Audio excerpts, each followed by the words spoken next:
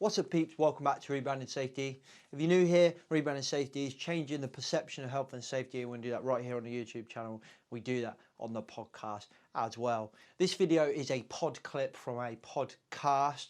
You can get the podcast on pretty much any platform. Just search Rebranding Safety. Rebranding Safety is sponsored by Paradigm Human Performance HSE subscription service, the perfect solution for those of you in small, medium-sized enterprise that feel like you're just spinning loads of plates all the time. Without further ado, let's get into today's pod clip. Speak from my own experience here. Is like if you get a good fire risk assessment, if you get a bad one, this probably doesn't matter. But if you get a good one, there can be some really technical documentation. Like a good fire risk assessment can be really technical, and you're giving that to people that are not really technical. And it's I'm wondering how, I don't know whether you're engaging with like the end user, like the resident much, but or even from talking to your customers, like how are people kind of dealing with that? Like they're giving it to the resident, but like what's the feedback off the back of that? You know, what are residents feeling like? Do they understand it? Is it creating a mountain out of a molehill, or is it all good, or is it a mixed bag? Do you know what I mean? It is mixed. I mean, I think there is a lot of worry that this is going to be another stick to beat us with from a landlord's perspective or a building manager's perspective.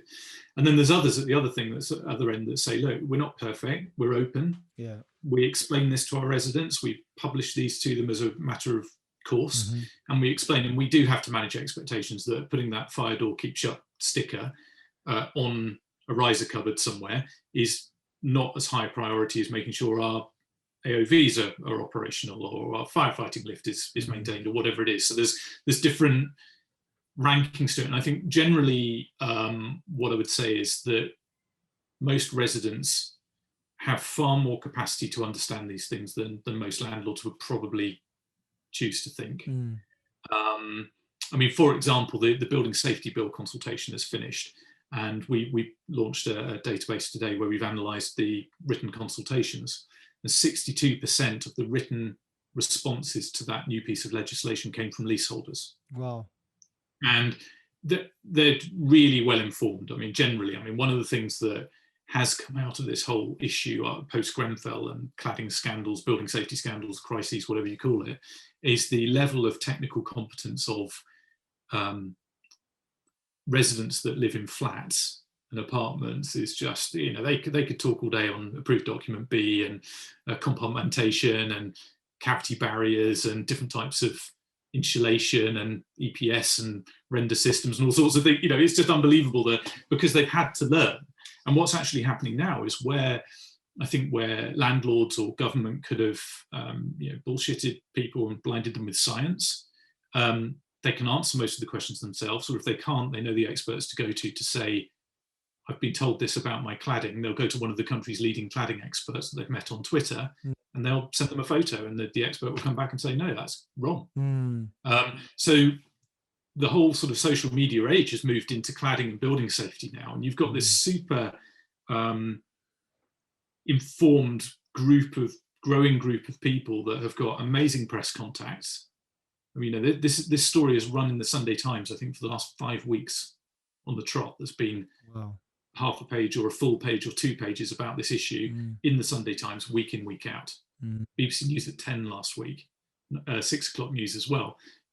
Mainstream media attention. I think for anybody that's just thinking, keep our heads down, it will go away. No, it won't. There's more and more data coming through. There's more and more pressure. They're now seeing a lot of pressure mounting on the house building companies that have got sort of historical defect issues. Yeah. Although the statute of liabilities may have gone, the brand hasn't gone away. So there's brand damage being done. And I think this is just going to become a bigger and bigger issue until the industry and government work out how they're going to pay to fix the problem. Because it cannot be right that young families and young professionals and older professionals and retired people are being hit with 10, 20, 30, 50,000 pound bills to effectively make up for deficiencies in regulations and poor quality construction over years. You know, human opinion will not be on the side of those policymakers. Yeah. And they're doing a bloody good job at keeping this in the press alongside COVID and Brexit and all the other big things that are going on, sort of story number 3 is this whole sort of housing, building safety, cladding scandal issue.